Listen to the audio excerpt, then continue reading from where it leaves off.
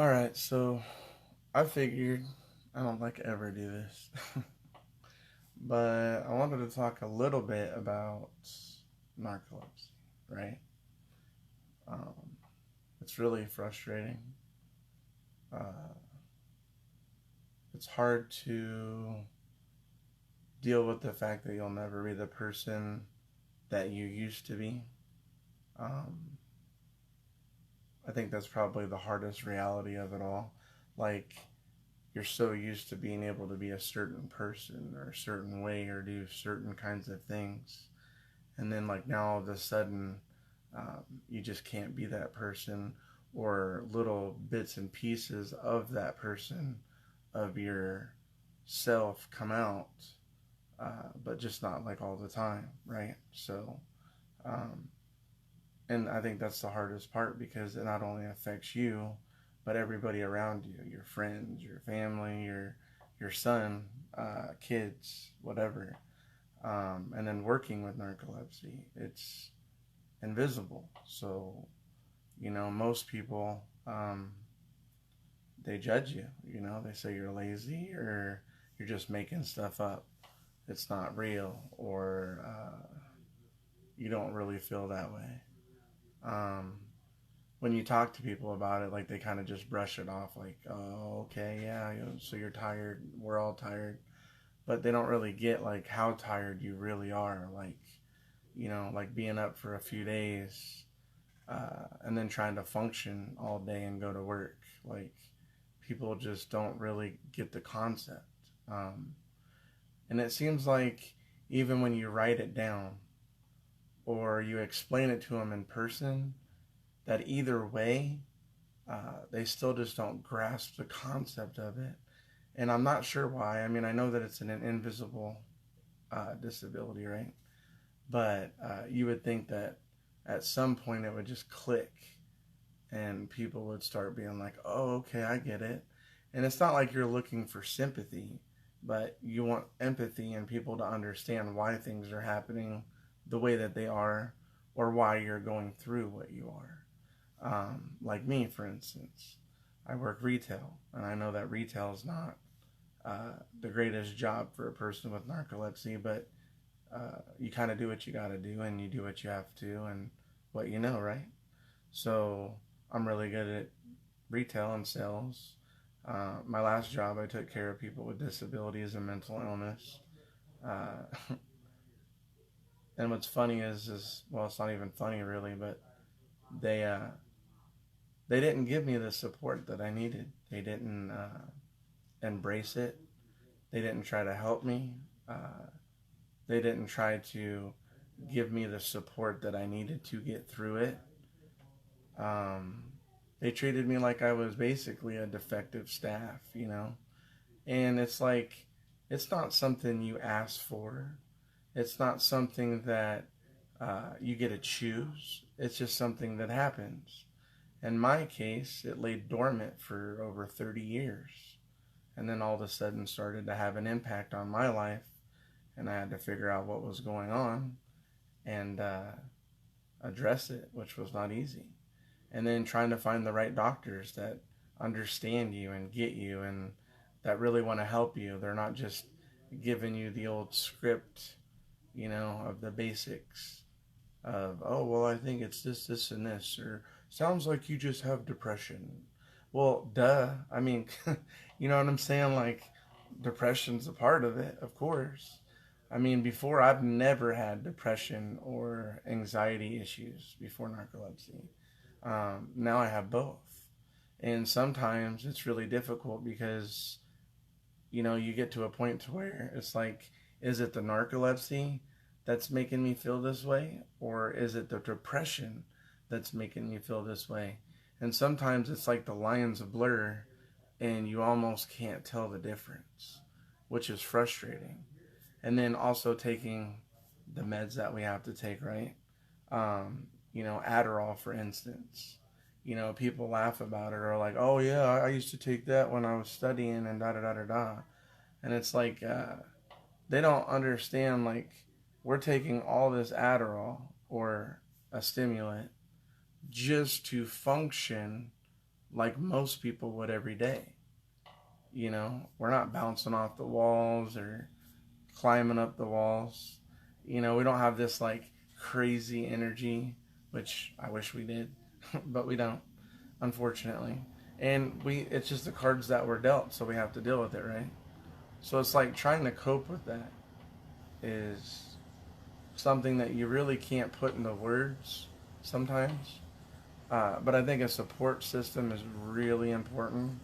Um, if you can't find some type of support system, or like this narcolepsy group, which has been amazing for me because it helped me to cope with it a little bit. It helped me to feel a little bit better about myself and know that I wasn't alone. Um, because you should never have to feel like you're alone, and you should always be able to advocate or talk about your feelings. Um, but anyway, back to my retail, right? So yeah, I work crazy hours. It's up and down, and I'm a manager. Um, but what's awesome is that when I came in the door, they were like, uh, you know, what happened at your last job? And then of course you're like, oh man, like, you know, what do I do? And I was like, well, my thing is honesty and communication is big, right?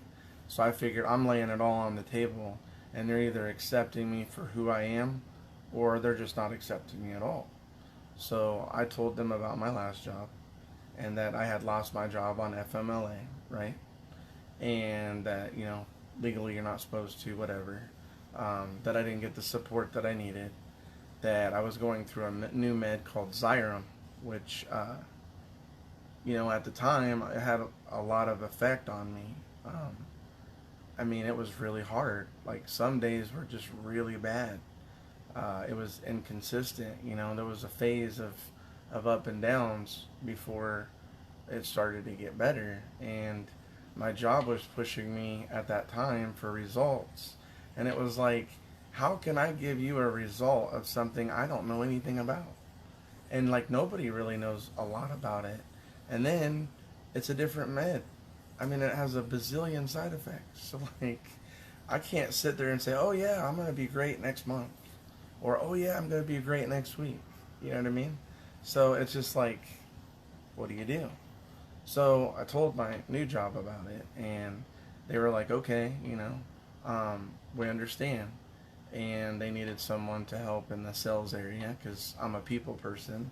Um, well, I used to be a really big people person, but like now it's like I'm only a people person uh, when I need to be, and then like if I don't need to be, it's like I'd rather kind of be alone or doing something alone. Um, of course, when I'm not sleeping. So an outlet for me like is singing, right? I'm not a great singer by any means, but I love to sing. I enjoy it. So it's an outlet for me to help with like my stress and to help me relax, right? Because sometimes we get really frustrated throughout the day, and we try not to voice our opinions too much, and we try to keep a lot of things to ourselves because we don't want to upset other people or make other people feel like we want them to feel sorry for us, because we don't. And we don't want them to be like, oh, poor me. But yet, you know, we're trying to function and get through the day. And it's like lunch breaks, right? I used to wish that I could get a lunch break so bad, because I would just be so worn out through the day, and then as soon as I hit like 3 or like 4 o'clock, I mean I'm out. Like I'm going to sleep. I mean I have to take my nap, and my naps are crazy. Um, they go from a half hour to 4 hours to sometimes all night. I mean it's just it's hard to say because it's like your body goes through cycles, and then when it shuts down, it just shuts down, and you have to give in, and you can't really fight it. So um, of course trying to keep a schedule is important, but in today's society, when you have kids and a family and a job and animals to take care of, Like, trying to maintain a schedule is so difficult.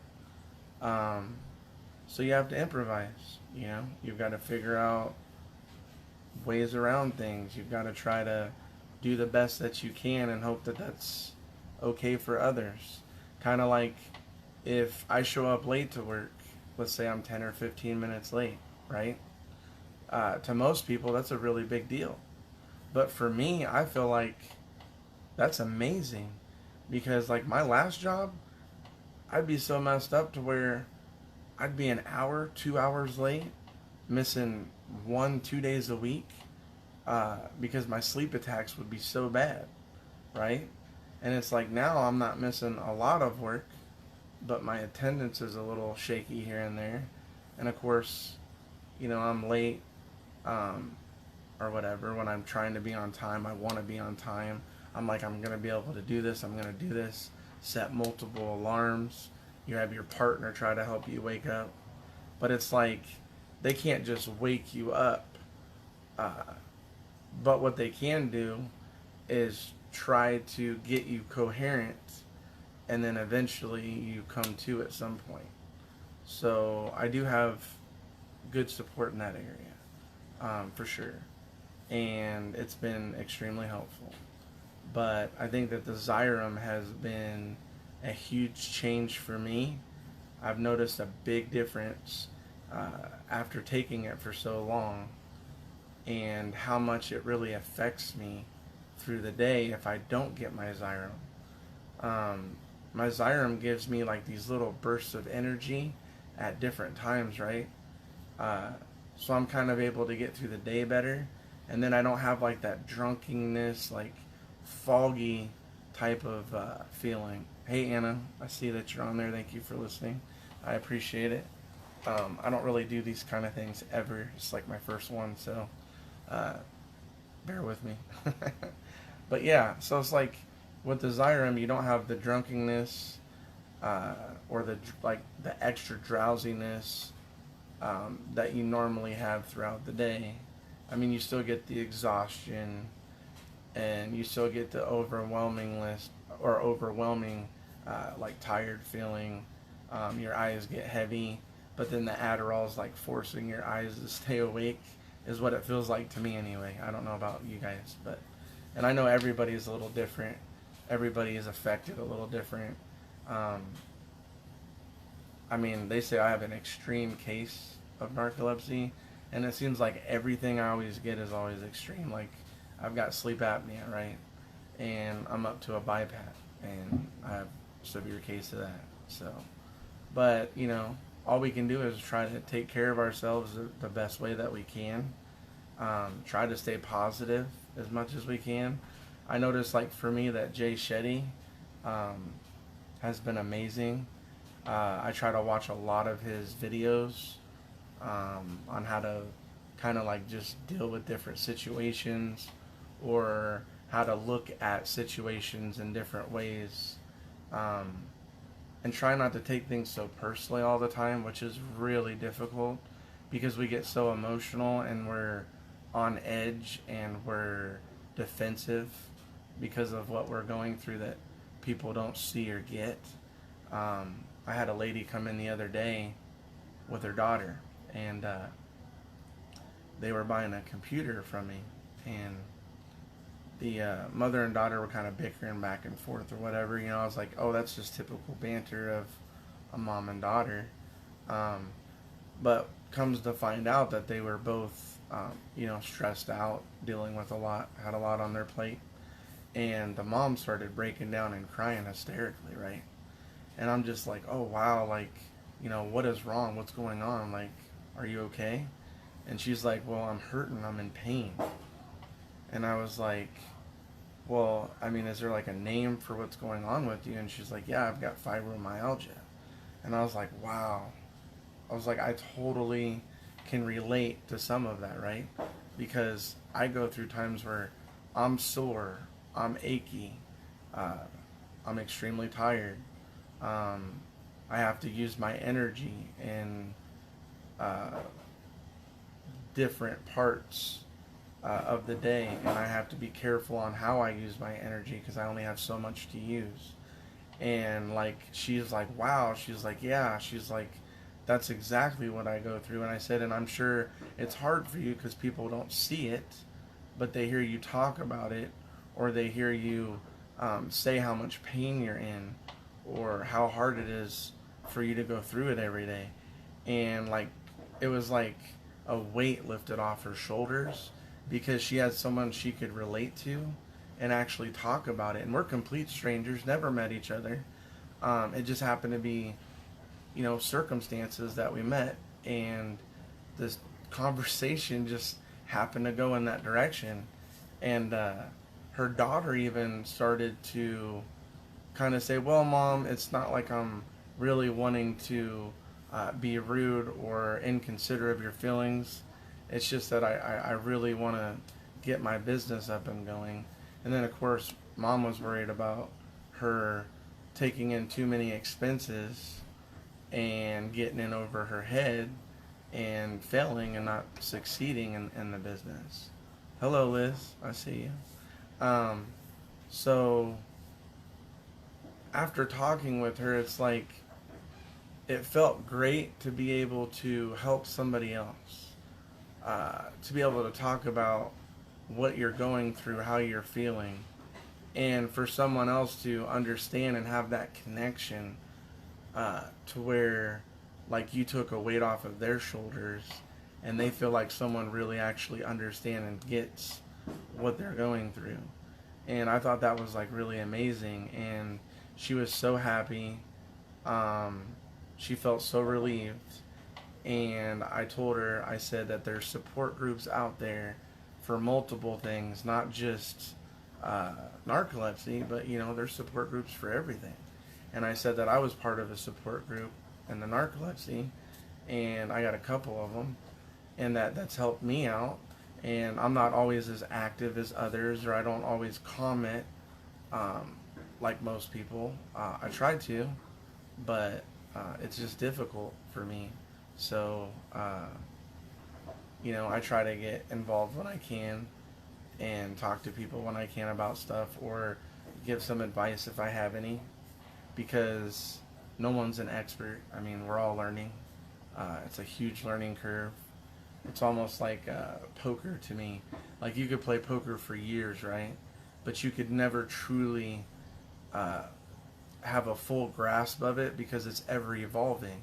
And I feel like narcolepsy is like related to that, right? It's like poker because it's ever evolving and it's never the same, right? It's always changing.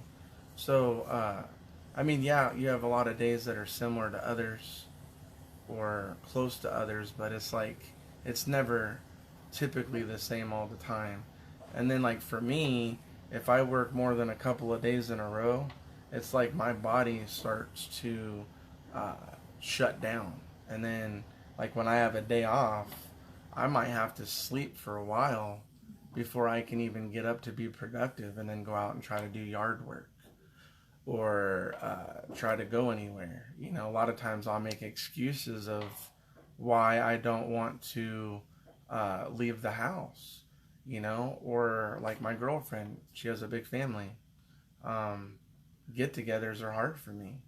They never used to be. I used to want to be the center of attention.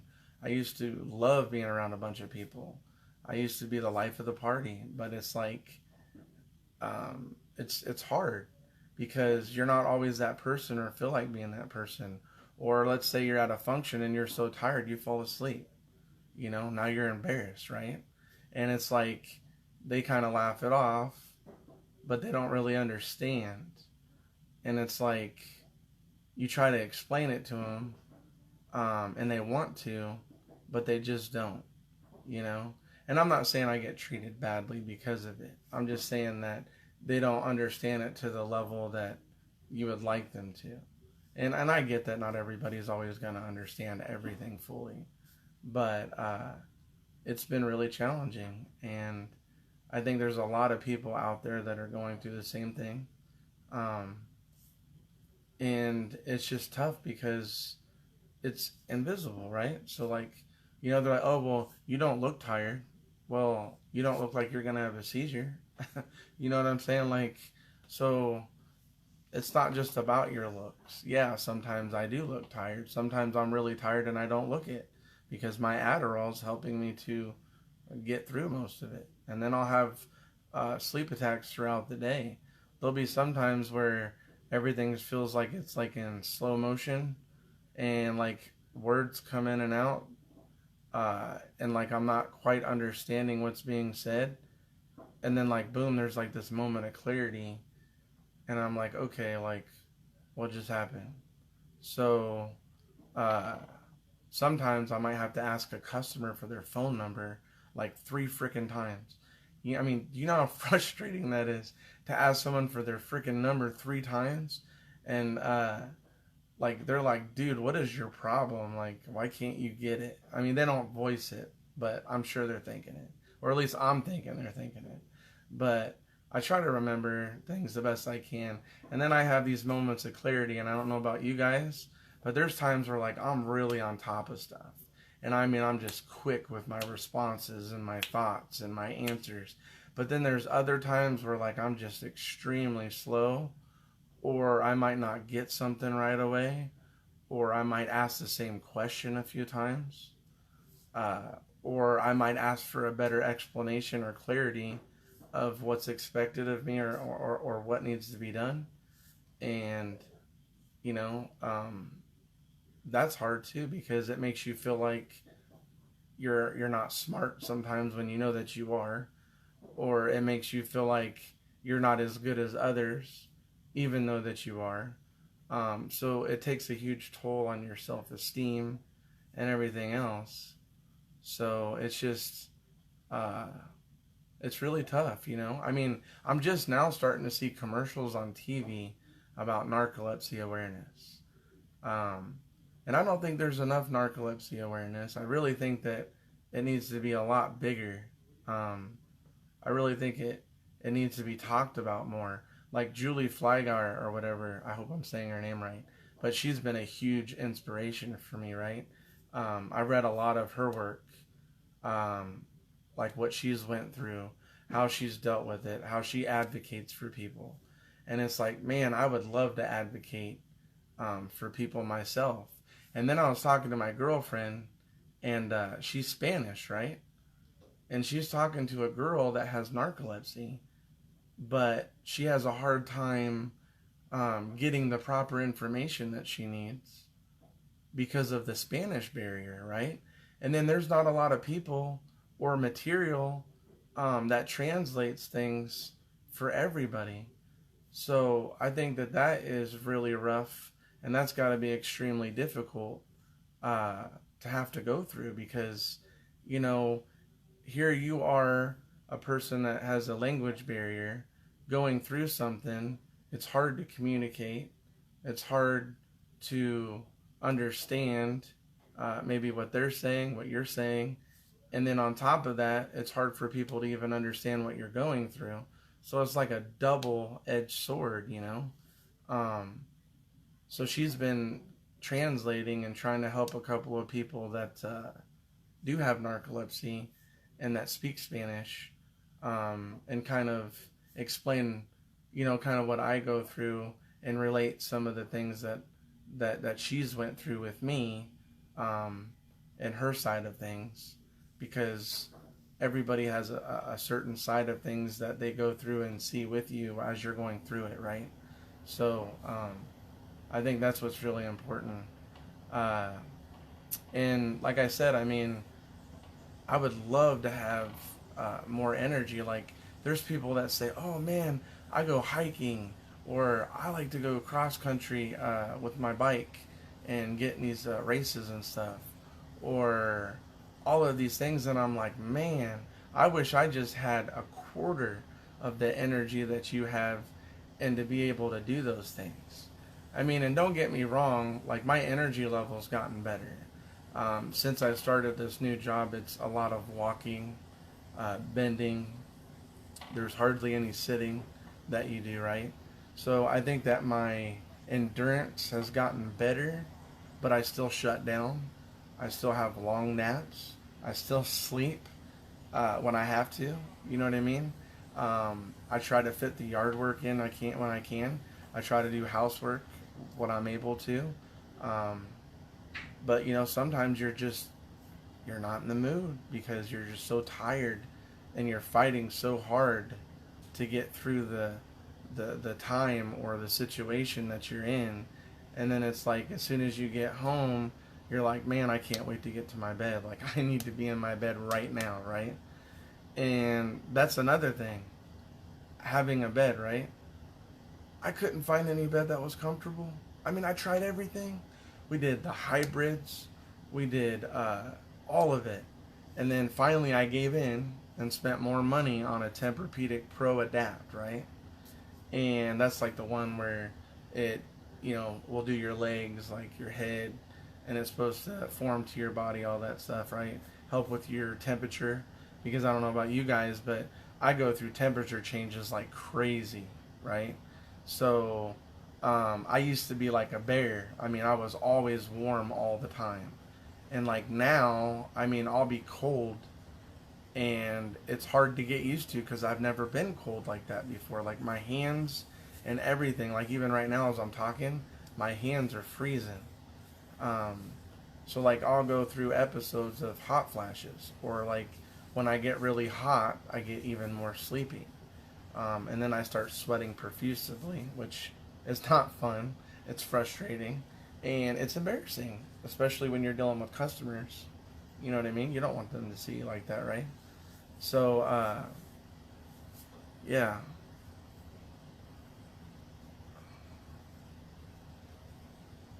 Yes, Liz, you are exactly right. It's got to be hard because it's hard for us. So, put a language barrier on top of it. You could just imagine how difficult that is, right? So, I don't know, but I just think that we could do better, be better, um, and try to be more positive. I call it POP, pop, right? Power of positivity. And I kind of got that a little bit from wrestling, WWE, with um, the New Day, right? So they'd always come out, and their big theme was being positive, right? And so, like, I kind of adapted that in my life, and I'm just like always telling my kid or others, like, um, pop, and then they start laughing. They're like, "What is that?" And I'm like, "Power of positivity. Like, try to be more positive." It's really easy to be negative, but trying to be positive is so much harder. Um, and you can always find a positive out of the negative, even though it feels like you can't. You can if you think really, really hard, or you try to really look into the situation from different angles. Like something could always be worse, right? Um, Even when we feel like it's the worst and everything's just completely a mess, it could always be worse. So you have to look at some of the positives to help you get through that. And then I go through these waves of where I'll have days where I kind of feel good or I feel happy. I feel like I want to joke around. And then I have days where like I'm angry or I'm upset, agitated. I don't want to talk to anybody. I don't want to conversate. Um, like I'm just really frustrated and like I just don't know what to do with myself. And then I start feeling like really down, like a depression type of thing, right? And then I think that's what's frustrating is it's like the depression versus narcolepsy. I mean, they get blurred together so much, and there's so many things that uh, relate to each other that sometimes it can get really difficult. I mean, I take my depression meds, right? Xyrem supposedly makes your depression worse, so I knew that going into it. Um, I've definitely worked with my doctor. I have an amazing sleep doctor. I am extremely blessed in that area. She really cares about me. She doesn't just sit there and jot stuff down, or she doesn't try to push me out of the office because of a time frame. She really listens to me, tries to understand what I'm going through and her other patients, and is always trying to find ways to help you cope or deal with things. and is very open-minded and doesn't shut your suggestions or opinions down as if you don't matter because you're not a licensed professional, right? So I think that's extremely important, is to be able to have a sleep doctor. Um, like my sleep doctor does my sleep apnea and my narcolepsy, right? I don't know about you guys if you have two different ones or what, but I have the same one for both. So that makes it really convenient for me. Um, and it helps me a lot. And I've been dealing with the same person for a long time. And even when I was off insurance, she still talked to me. She still communicated with me. Not a lot of doctors are going to do those kinds of things or take that kind of time. So to me, it felt special. And it felt like she was a special type of person that is really meant to do what she's doing, and that she really wants to help people. And I think that's what's important, is finding people that are genuine uh, versus people that just kind of fake it or uh, try to get through the day in professions. I think that it's really, really, really rough. Um, and then sometimes, like Adderall, right? I take a lot of Adderall, so my mouth's really dry. Sometimes I'm constantly clearing my throat, so I can't drink a lot of caffeine or pop or eat a lot of candy or anything like that. If I do, I have to drink like twice as much water, and still it feels like sometimes my thirst is just never quenched, right? And it's like, jeez, like how much water do I gotta freaking drink uh, to feel like I've finally conquered my quest of quenching my thirst? But uh, it just seems like it don't happen some days. But yeah, I just wanted to kind of reach out, talk to you guys a little bit, kind of see if anybody else is going through similar things, um, or if they've had, stuff that they've had to deal with, or if they know people that are struggling too about narcolepsy, especially like with language barriers, right? I mean, not everybody thinks about that, but that's important for everybody of any color or race or nationality or gender. You know what I mean? Like, or age frame. Even younger people. Some parents are just not open to it. I think my mom had narcolepsy. Now that I think back and reflect on my life from when I was a kid, I thought my mom was just like mentally unstable. Um, but I don't think that was really necessarily the case. I think that narcolepsy wasn't really as known or thought of, and she turned to street drugs um, to help her cope with what she was going through, right? And then she kind of had the same problem I do. She would have insomnia at night and then can't stay awake during the day. So the street drugs would make her crash and sleep for days. And then she'd come and wake up in these explosive, angry episodes and take all of her anger and frustration out on you and hated the world. And I mean, she had her good moments and her bad moments.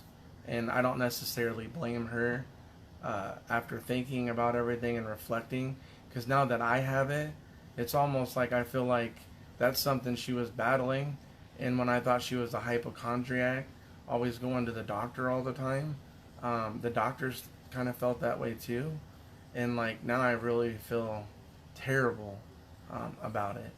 But I think what also has helped me to open up and understand things more is working with people with disabilities and mental illness. You don't realize how hard people are really struggling, or what they're really feeling inside, or how to relate to them until you're going through something yourself, right? So it kind of felt like once I started to go through narcolepsy as I was doing that type of work, like it made me a whole different person. I mean, I was a lot more empathetic. I paid a lot more attention than I did before I could relate a lot more than I could before to things that they were going through. I could understand why they would feel the way that they do, or why they get upset some days when they would get upset like they would, and why it was so hard to always talk about what's going on with you. And then there's some that can't even advocate because they can't speak, right? And you got sign language, but uh, that doesn't always necessarily work for some people that can't speak, especially when they can't speak and they're autistic. That makes it even more difficult, you know? And you know that they're really smart inside and that they know what's going on, they just don't know how to communicate it.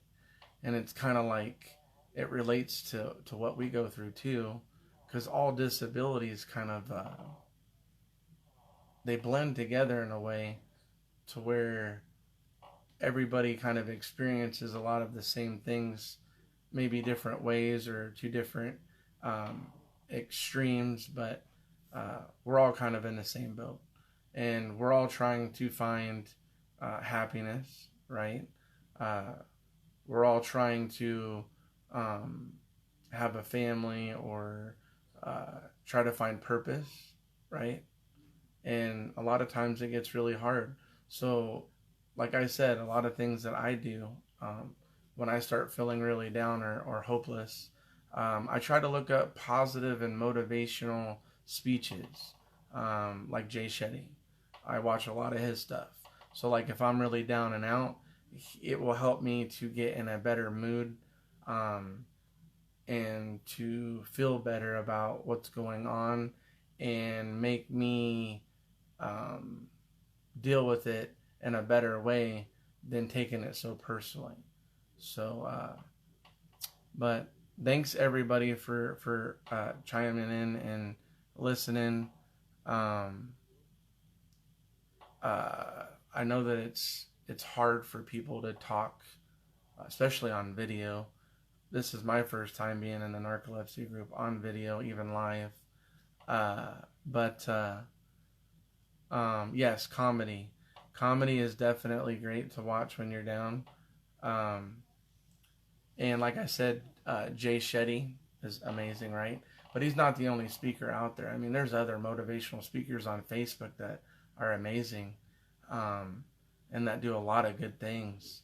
And they're always trying to put things in perspective, right?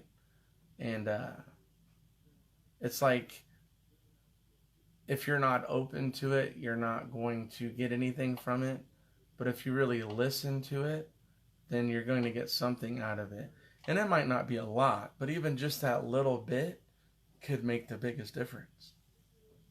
I mean, when I lost my job, I felt like I had no purpose in life. I felt like everybody that I thought cared about me just gave up on me. I felt like my friends that were really close to me and that were really my friends were not my friends. They were just work friends, right?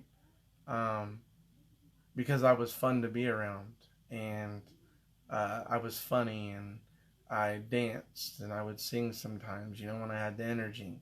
And I always tried to make it fun for the clients that I was working with because I always felt like, you know, you can't be serious all the time and people enjoy what they're having to do. So I do a lot of things through sarcasm. Even when I'm being serious, I mean, I'll use my sarcasm because I feel like it's easier to talk with someone or get them to open up than it is to be super serious and very stern, right? I mean, yeah, there's cases where you need to be, but most of the time, that's kind of how I do it or deal with it. Um, but yeah, I went through a huge depression after losing my job. I felt like I had no purpose. I felt like my life was over. I had just bought a home. I felt like I was going to lose everything. I felt like I wouldn't be able to get a job again. I didn't even know if I was going to work. Like, how do you get a job if you don't even know what you're capable of doing or how far you could really push yourself because you were struggling in the last job that you was in, right? So it's like, wow, what do I do now? Like, I have no idea. And then like the thought of not knowing what you want to do. I mean, there's like so many people. It's like they just have this mindset of what they want to do, right? But then they and they go straight forward. But like me, I've never really had that clear mindedness of what I really want to do. I mean, I do know that I want to advocate and help people, especially in my home state, which is Iowa. Um, and we do have a small support group, narcolepsy group, but I would like to try to do more and advocate more for people, like, um, make people feel like they've got a place to be, or a place to get help, or maybe be around other people in person that can relate on their level of what they're going through. So I think that that is really, really a great idea, and I think it would be ideal. Of course, I mean, it's not always going to happen, or schedules are never always going to be the same, right? But I think it would be nice to get something to where we could all do something like that. But anyway, I appreciate you guys listening. It's a little bit of my story. I mean, there's a lot more to it. Obviously, all of us have a lot. But I just kind of felt like venting tonight a little bit and just talking about it. So if anybody's got any questions, ideas, or anything that they want to talk about, definitely let me know. Hit the comments, message me, whatever you need. I will try to help if I can. And if you got any ideas for me, I'm always open to new ideas as well. So I hope that everybody finds some type of purpose and some type of meaning, and can find some type of joy through all the pain that we go through every day. Because where there's pain, there's joy. And I think that we have the power, more than we realize, of how others affect us, or how their words can affect us, right? And I think that if we realize that more, I think that we could really help ourselves tremendously, because then we wouldn't be giving people power over us. I mean, the only way someone can get to you and hurt you is if you allow it, right? Is if you allow them in to hurt you. And usually it's the people that's closest to you that's going to hurt the most, because things that they say or do is what's going to affect you the most, because that's going to bring your guard down, right? But you still have to find a way to deal with it and not let it affect you as much. So in a way, it's like we're trying to constantly build our self-esteem, build our confidence, and know that we're not in this alone, and know that there's better days. It's not always going to be a bad day, right? Some days are going to be better than others, and those are the days that we have to cherish and we have to embrace, and that's what we have to try to do. I mean, no one's got all the answers, but we're still going to keep looking, searching, and trying to find them. So, but anywho, you guys have a great night, and thanks for listening.